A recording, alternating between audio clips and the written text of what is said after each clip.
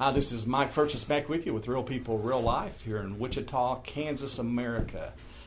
Got my buddy here. I've known Lee. How long have we known each other? My friend Lee. Introduce yourself. Go ahead and introduce yourself first. I'm Leif Yonker. I got it right. No. I'm Wichitan. Born in Wichita, raised on the East Coast, some on the West Coast, but I've been back here since 88. I think there's a couple of things that hit it off with Leif is I love horror. Those that have read my writings, they know that I do a lot of review of horror. And I think it was Fangoria. Leif did a little independent movie called Darkness. Leif Yonker in Darkness or something. What's the official title of it? Well, the movie, originally, when we were filming it, it was vampires. Okay. And I had some of my cast and crew thought that sounded old-fashioned, like an old Hammer movie. I wish I'd kept it. But then after much discussion, we landed on Darkness, and that's the one everybody could agree on. And so in order to avoid a title search, because lots of movies you have to register your titles with MPAA, and they do this very occasionally, they'll put a name above the title. So that's why you have Bram Stoker's Dracula when Coppola did it, so they could register knowing that. Well, I just said, well, it's a lot easier. We'll just call it Leif Yonker's Darkness. Because also I was a big fan of John Carpenter, and he put his name above the title. So, so it's Darkness officially, and it's I was watching Chris Hardwick talking with Chris Hardwick. I don't know who Chris Hardwick. Some of the viewers will. He's on I think it's AMC. He did The Walking Dead, The Talking Dead, and all that kind of stuff. He's in charge of Nerdist, which is a huge website. Huge thing. And he had Charlie Hunnam on last night as a guest, and I DVR things and watch it. And I didn't realize that Hunnam had in the plans for years to do Vlad the Impaler, to do the original story with some of the overtones about the mythology. Sure. But to do that, he said, cost so much money. Yeah. But anyway, horror. I could talk horror with Leif because I love it. And I was reading Fangoria, and they said some incredible things about the movie, like one of the goriest movies ever made. And I've talked to Leif about this. I'm not particularly a gore fan. I am a special effects fan. Sure. And that you were able to do what you did in Darkness for, almost nothing compared to what most movie budgets are like. Yeah, the movie's known primarily, it has a small, twisted following. And, we made it, I was 17 when I wrote it, and 18 when I first started trying to solicit money in Wichita. And there had been a few movies made in Wichita, but none of them had been very successful. Some of them were never completed. And so I was told over and over, in essence, you couldn't make a movie not only for the budget I was talking about, which at that time was $100,000, but you just couldn't do it in Wichita, period. It just wasn't going to happen. So I decided to do a demo. And I started with $2,500 cash. And I went and bought a camera and some Super 8 film. Now, Sam Raimi, who did all the Spider-Man movies, he started his career with a horror film called The Evil Dead. Yeah. And they did a very low budget, shot on 16 millimeter. And to raise that budget, they shot a short film called Within the Woods on Super 8, which in essence was a tiny compressed version of Evil Dead. And they'd show it to dentists and grocery store owners, anybody they could to raise the money. They actually would set it up in the grocery store at night after they were closed, show the investors the short film, and that's how they raised the money. I said, well, I'm going to do the same thing, but I'll go ahead and make a feature on Super 8. And ultimately it cost around $5,000 total. Now some of that was recycled. Like at the end, I had to process hundreds and hundreds of dollars worth of film. So I went and sold my generator that I had used through the whole shoot. I went and sold my camera. So I managed to recycle my budget. But out of pocket, it was around $5,000 or less. Which was fairly phenomenal. Because the movie, actually, it has really a cult following that people are still following it. So there's still people, I get an email once a week at least, asking if we're going to do a Blu-ray. And then usually also it leads to, are you going to do a sequel? And it like I said, it has some fans, but it's mostly known because of the special effects. Yeah. And Gary Miller, I met him at a video store, Popcorn Video, and at that point... That's been a few years ago. Yeah, it was like 87, probably 88. Actually 88, because I had tried to start the movie once with a bunch of students from WSU, and even some friends, and we got 4 days into filming with a completely different cast. I was actually going to play the main vampire. I was a lot thinner then. And 4 days, not one person had shown up to help behind the camera. And so I shut everything down, realizing there's no way I could do it in 2 weeks, which was my original schedule. And I was going to need to buy my equipment to be able to shoot as long as I needed rather than renting. And a year later, I'd saved up money, bought some gear, and we started again. Well, during that time, I ran into Gary Miller. He was renting videos. He worked at Popcorn Video, and I had this crew hat. That's for a good luck charm I had made myself that had vampires on it, and he asked about it. And he's a big horror fan, and he had read Tom Savini, special makeup master Tom Savini's book Grand Illusions, which actually showed you how to do head casts and sculpting monsters and making fangs. And he was only a kid. He was like 17, but I was only 18, 19. And we ended up talking 4 hours that night after they'd closed. And I finally recruited him to help with special effects. And he and I did the special effects together. Yeah.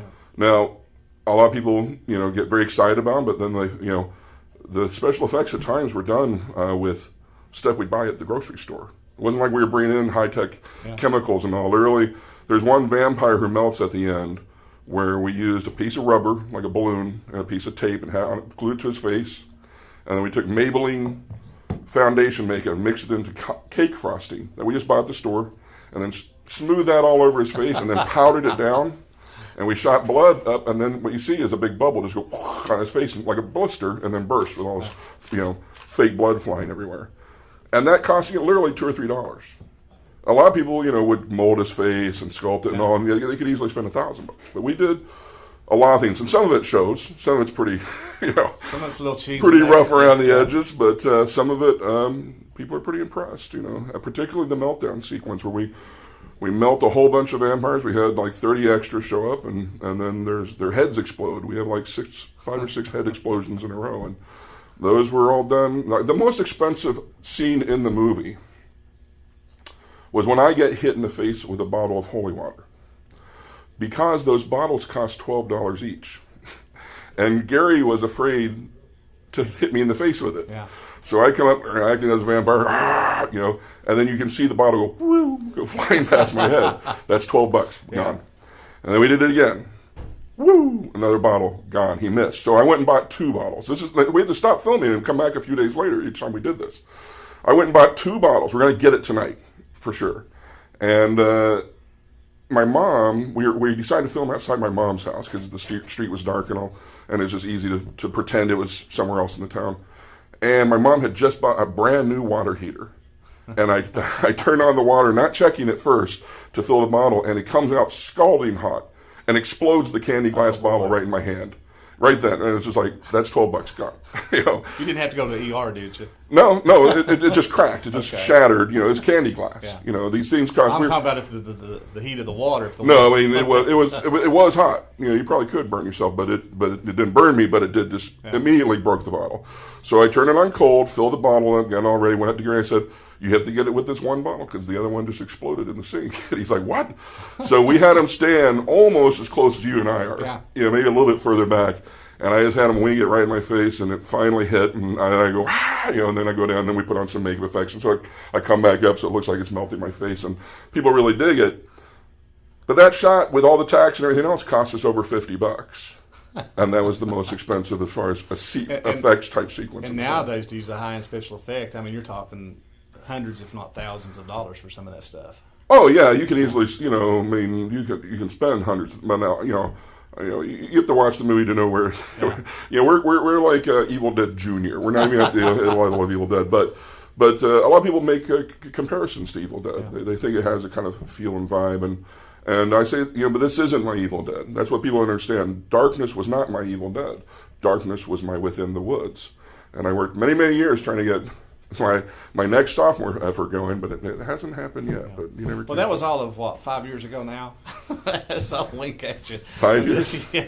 There's been a lot that's happened since then. What's going on lately with you? Well, I love movies. I've loved movies. I got into movies when I was very young. When I was 7 is when I saw the making of Star Wars. Uh-huh. And then Star Wars was influential, but it was the TV show, the making of Star Wars, that showed me that, people made movies. And that's how I actually first got interested in film production. I was like only 7 when I saw it. And I think the first thing I ever wrote, I was 8, and I wrote a rip-off of Star Wars called Fire Fury, and actually started building little spaceships and all. But I've loved movies even before that, before I decided to start making them. And moving back to Wichita, we have a lot of family here. And I met my wife here, and we now have 2 glorious children here. She and I worked together at Music Theater of Wichita. She was a wardrobe mistress having started there when she was 14. And when I met her, she was 18. But anyway, we both love movies. That was something we got agreed on and connected on. And the one thing about Wichita, I mean, there's a lot I love here, but I get frustrated when I hear about special movies showing around the country that don't come here.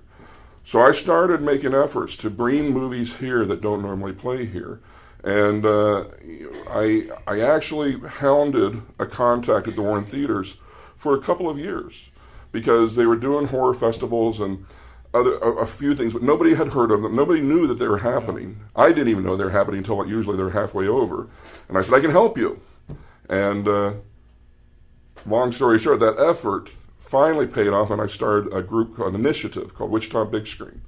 And for the last 6 years, we started doing a horror festival every October at the Old Town Warren, as well as bringing special screenings to the area. And we have some coming up. Well, the cool thing about that as well is that you've benefited agencies in town. I know that Mosaic was a part of that, which I'm a part of. But then LAP, who does animal rescue, it's a no-kill animal shelter. People have the chance and opportunity to give to support that. So it's not just the making of movies in that audience. Mm-hmm. It's giving back to the community as well. Well, yeah, a lot of it is volunteer, and I put a lot of effort into it. But I wanted it to mean more than just, I love seeing movies, watching them, but I wanted, if I was putting this much energy into it, I wanted it to have a little more impact. And so we started reaching out and doing a fundraiser. Yeah. And the last few years we've done LAP Animal Shelter. We are collaborating with 104. Okay, we're collaborating with another radio station in town. 104.5. Yeah, and but they were good buddies with people at LAP. They really loved LAP, and they said, we'd love to do LAP if we could. Maybe we'll talk more about Wichita Big Screen a little bit later on. Right now it's time for a break. Again, we'll be back with you in a couple of minutes. This is Mike Furches with Real People, Real Life with my buddy and friend Leif Yonker. And we'll be bringing in a panel of 4 people coming right up as we take this break.